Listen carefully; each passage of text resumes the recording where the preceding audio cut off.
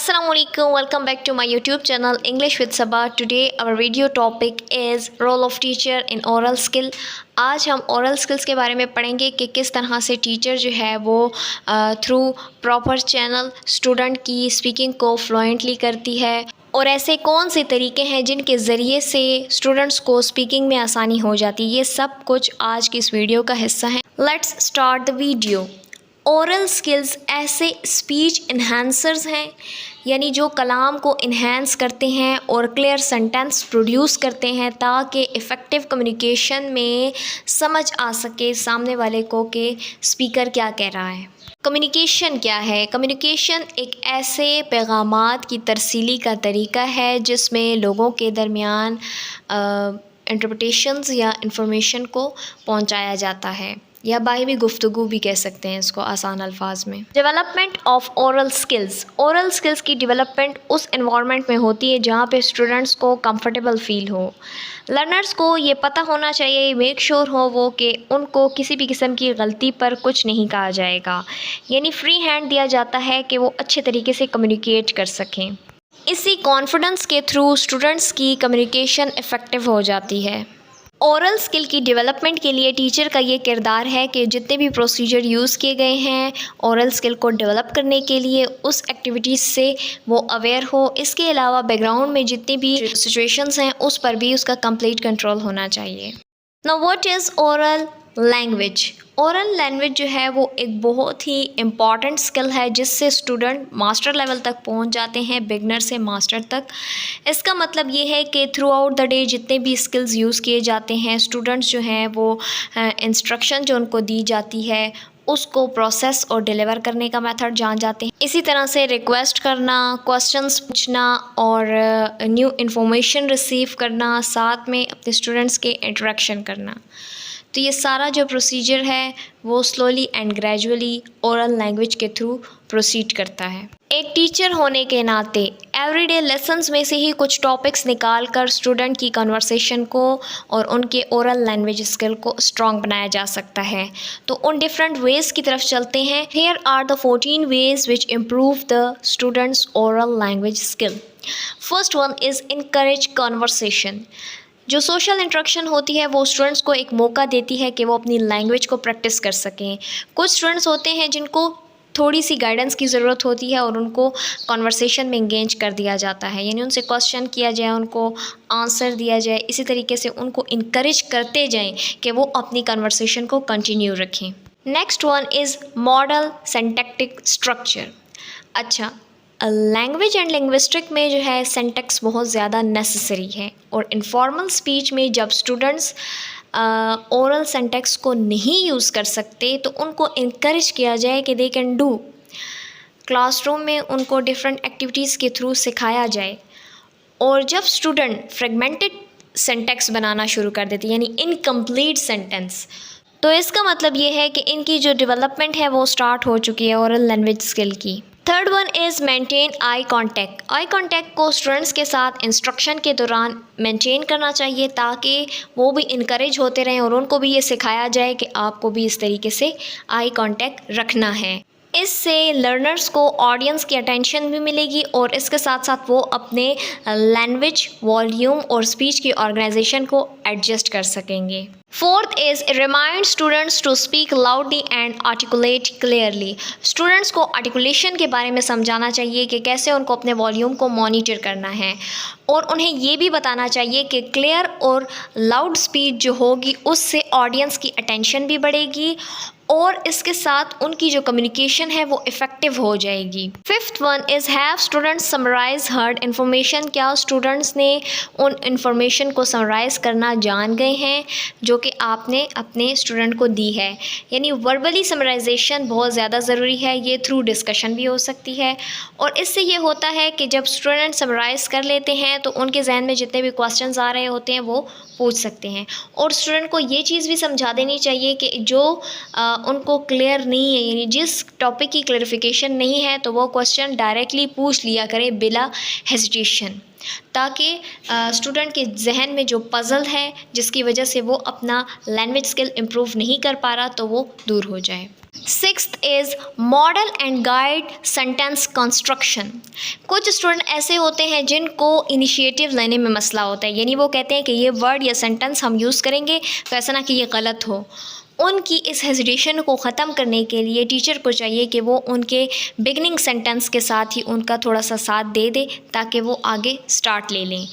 तो स्टूडेंट को सोचने के लिए और सेंटेंस को फॉर्मुलेट करने के लिए टाइम देना बहुत ज़रूरी है ताकि वो ओरल और रिटन रिस्पॉन्स कर सके। एक्सप्लेन द सबटलिटीज़ ऑफ टून, यानी टून की बारीकियों को भी वजाहत कर देना चाहिए स्टूडेंट के लिए। बाज़ दफ़ा स्टूडेंट्स को आउटडोर वॉइसेस की वजह से कुछ मिसअंडरस्टैंडिंग हो जाती है समझने में, यानी उन्हें वो दूसरी तरीके से टून की समझ आई होती है। इस मामले में स्टूडेंट को ये रिमाइंड करा देना चाहिए कि कैसे जो है वो एक वॉइस की पिच, वॉल्यूम, स्पीच और रिथम जो स्पीकर कह रहा है उसके मतलब को चेंज कर देती है। 8 is attend to listening skills. Make sure करें कि जो टैप रिकॉर्डर है या जो भी लिसनिंग स्किल के लिए आपने कोई भी इंस्ट्रूमेंट यूज़ किया है जिसके ज़रिए से उनकी लिसनिंग पावर अच्छी हो जाए, तो लिसनिंग के ज़रिए से वो कुछ क्लू इस्तेमाल कर कर अपने सेंटेंस को, फ्रेजेस को बना सकते हैं। कुछ स्टूडेंट्स ऐसे होते हैं जो कि पोस्टेड पिक्चर्स होती हैं वॉल पर, उनसे भी क्लू लेकर अपनी राइटिंग को ठीक कर सकते हैं, यानी वो उसको रिटन या ओरल फॉर्म में उन वर्ड्स को, फ्रेजेस को, वोकैबुलरी को यूटिलाइज़ करते हैं। 9th is incorporate a question of the day. Her school का जो डे होता है ओपनिंग का, उसमें जितनी भी एक्टिविटीज़ होती हैं उसके बारे में क्वेश्चन पूछ लिया जाए ताकि स्टूडेंट जो हैं वो इनकरेज हो सकें। इसी तरीके से बिल्कुल ही सिंपल क्वेश्चन से स्टार्ट लिया जाए, जैसे कि what is your favourite animal. अगर स्टूडेंट इसका आंसर नहीं दे सकता कंप्लीट सेंटेंस का, तो फिर जो है एक मॉडल बनाना चाहिए ताकि स्टूडेंट इस मॉडल को रिपीट करे। 10th is compile a class booklet of students phrases. अपने स्टूडेंट्स को एक इनकम्प्लीट सेंटेंस दें ताकि वो उसकी फिनिशिंग करें फ्रेजेस के थ्रू, जैसे कि when my pen got lost I looked. जब मेरा पेन खो गया था तो मैंने उसको तलाश किया, कहाँ पर? At the grocery store, in the park, under the bed. 11th is teach concept words. कुछ स्टूडेंट्स ऐसे होते हैं जिनको एब्स्ट्रैक्ट कॉन्सेप्ट उनके क्लियर नहीं होते, जैसे कि बिफोर, आफ्टर, फॉलोइंग, ये कहाँ पे पुट करना है, और इसी तरह से days of the week, month of the year, इसमें उनको पजल होती है। तो इस तरह की जो सिचुएशन आ जाती है तो टीचर को चाहिए कि स्टूडेंट्स के साथ इस कॉन्सेप्ट को क्लियर करें और रिटेन रहें, उनको मेमोराइजेशन करवाते रहें, इस चीज़ की प्रैक्टिस करवाएं सो मैनी टाइम्स और मुख्तलिफ़ तरीक़ों से। फॉर एग्ज़ाम्पल टीचर को चाहिए कि स्टूडेंट को कहे कि हर मंथ में कौन सी छुट्टी का दिन आता है। जिस तरह से कश्मीर डे फरवरी में आता है तो वो कौन सी डेट होती है, इसी तरीके से मार्च में ऐसी कौन सी छुट्टी आती है, अप्रैल में कौन सी आती है। तो इस तरह स्टूडेंट्स को डेज़ ऑफ द वीक और मंथ ऑफ द ईयर में जो भी कन्फ्यूजन होती है वो प्रैक्टिस से दूर हो जाएगी। 12th is question to boost comprehension. अगर कंप्रहेंशन आ जाती है तो स्टूडेंट्स को वहाँ पर, यानी कोई पैसेज है, स्टोरी है, आर्टिकल है, वहाँ पर स्टूडेंट को रोक कर जब पैसेज रीच कर दिया जाए उसके बाद उनसे इस स्टोरी का, इस आर्टिकल का पर्पस पूछा जाए, इसकी सेटिंग के बारे में पूछा जाए। इसी तरीके से इनसे पूछा जाए कि ये आर्टिकल और स्टोरी किस किस्म की थी, स्टोरी कहाँ से शुरू हुई थी, आपका इसके बारे में क्या ख्याल है। उनको प्रेडिक्शन के लिए छोड़ दिया जाए और पूछा जाए कि अब क्या होगा। क्वेश्चंस पूछने का स्टोरी से पहले और बाद में, यानी जब वो असाइनमेंट को रीड कर देते हैं, उसका ये फ़ायदा होगा कि स्टूडेंट्स की जो ओरल लैंग्वेज स्किल हैं वो शार्प हो जाएंगे। इसके साथ साथ वो स्टोरी के बारे में क्या सोच रखते हैं और वो उन वर्ड्स से कैसे इंफॉर्मेशन गेन करते हैं, तो इसके बहुत से फ़वाइद हैं। इसीलिए ये मेथड भी अप्लाई करना चाहिए टीचर्स को स्टूडेंट के लिए ताकि उनकी ओरल लैंग्वेज स्किल स्ट्रॉन्ग हो। रीडिंग के बाद स्टूडेंट को ये रिवील करना चाहिए कि आया उनकी प्रेडिक्शंस इस स्टोरी के बारे में करेक्ट थी कि रॉन्ग थी, और उन्होंने इसका क्या कंक्लूजन अख़ज़ किया, इस पैसेज को किस तरह से स्टूडेंट्स ने समराइज़ किया, करैक्टर्स कौन से थे, इसका प्लॉट कैसा था, क्या आउटकम उनको मिला, इसी तरीके से मेन आइडिया क्या था। तो ये सारी चीज़ें क्वेश्चंस के बाद उनमें बूस्ट अप हो जाती हैं, स्टूडेंट्स को बहुत ज़्यादा इन्फॉर्मेशन मिलती है। 13th is teach for oral reading fluency. Oral reading fluency जो है वो बहुत ज़्यादा ज़रूरी है। इससे रैपिडली, स्मूथली, एफर्टलेसली और ऑटोमेटिकली स्टूडेंट्स किस तरह से टेक्स्ट को रीड कर सकते हैं, इसके लिए भी कि उनकी स्पीड जो है वो एडुकेट हो, फ्रेजिंग अप्रोप्रिएट हो और करेक्ट इंटोनेशन करें। यहाँ पर कुछ ऐसी एक्टिविटीज़ बताई गई हैं जिससे उनकी फ्लुएंसी बरकरार रह सकती है। अब इसको स्टडी करते हैं। First is sentence completion. Phrase को रीड आउट करके स्टूडेंट को मौका दिया जाए कि वो इसको कंप्लीट अप करे। इससे उनकी जो मॉडलिंग ऑफ रिथम है और जो रीडिंग ग्रुप स्किल है वो डेवलप होगा।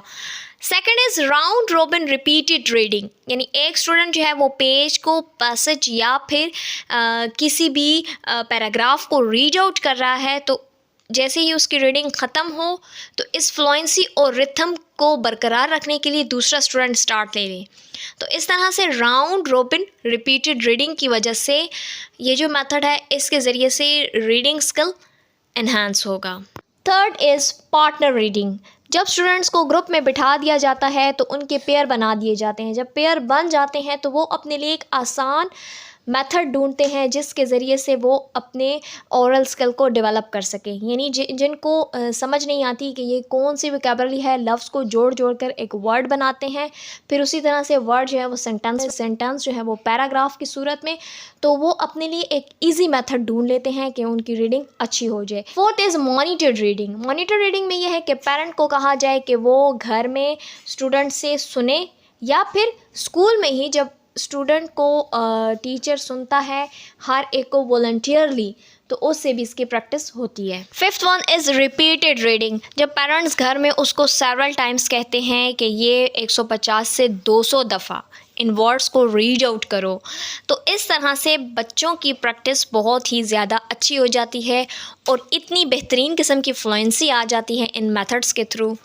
कि टीचर और पेरेंट दोनों ही सरप्राइज्ड रहते हैं। Now last one is never assume students understood your instructional talk। यानी ओरल लैंग्वेज हर दिन वो वाली यूज़ करें जिससे आपके स्टूडेंट्स को समझ आए। कभी ऐसा ना हो कि आपका और स्टूडेंट का डिसकनेक्शन बन जाए, यानी जो आप कह रहे हैं स्टूडेंट को एज इट इज़ समझ ना आए। बहुत दफ़ा ऐसे होता है कि लिसनिंग में कुछ स्टूडेंट की लिसनिंग पावर अच्छी नहीं होती, जिसकी वजह से वो जो सेंटेंस टीचर कहता है वो उसके ऑपोजिट सुनता है। ऐसी सूरत में टीचर को चाहिए कि वो जो मैसेजेस कन्वे कर रही है उसको बार बार रिपीट करे और ये मेक श्योर करे, बहुत ही तरीक़ों से बताती जाए उसको और उसको पता हो कि इसके स्टूडेंट्स को अच्छे तरीके से समझ आ गई है। इसकी मैं आपको एक एग्जांपल देती हूँ कि समटाइम्स स्टूडेंट जो है वो गलत सुनता है, टीचर कुछ कहते हैं, स्टूडेंट कुछ सुनता है। जैसे कि यहाँ पे मैंने एक टेबल बनाया है जिसमें आपको क्लियर कर दूँ miss interpretations of sentences delivered orally. अब टीचर क्या कहता है और स्टूडेंट क्या सुनता है, यहाँ पे आपको डिफरेंस नज़र आ रहा होगा। What the teacher said, what the students heard and wrote down. Teacher ने कहा है कि Rome wasn't built in a day, और स्टूडेंट ने क्या सुना है, राव मस्टर्न बिल टेंटेड अ। इसी तरीके से turn about is fair play, और स्टूडेंट ने क्या सुना है, turnips out fair play. Next is Humpty Dumpty sat on a wall, जबकि स्टूडेंट ने सुना है hum टीडियम T set on a wall. Last one is always be polite, जबकि स्टूडेंट ने सुना है ऑल वेट्स बी पोलाइट। तो ये ओरली जो मिस इंटरप्रिटेशंस हैं सेंटेंसेस की जो डिलीवर्ड की जाए टीचर के थ्रू या किसी भी टैप रिकॉर्डर के थ्रू, तो स्टूडेंट को जब समझ ना आए तो वो गलत लिखते हैं। इसीलिए टीचर को चाहिए कि वो बार बार देखे और मुख्तलिफ़ तरीक़ों से इसको समझाने की कोशिश करे। तो ये थी आज की वीडियो जिसमें ओरल लैंग्वेज स्किल, टीचर का role, communication, each and everything और वो वेज़ बताए गए हैं जिसके थ्रू स्टूडेंट और टीचर के दरमियान ना सिर्फ अच्छा कनेक्शन और बाउंडिंग बनती है बल्कि बार बार प्रैक्टिस से स्टूडेंट परफेक्शन की तरफ जाते हैं। Thank you so much for watching the video. If you like the video give huge thumbs up and kindly subscribe my channel for such updates. See you soon with a new informative lectures. So far take care of yourself. Allah Hafiz.